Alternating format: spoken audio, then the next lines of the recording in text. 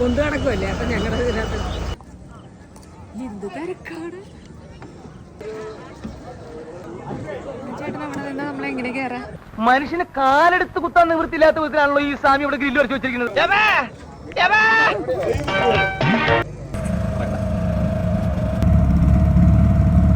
നിസ്സാരം നിസ്സാരം.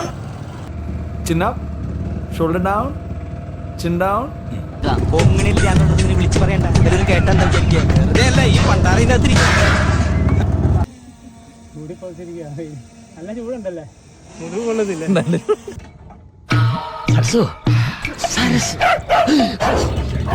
അല്ല, ഇതിനപ്പുറം ചാടി കടന്നവനാണ് ഈ KK ജോസ്.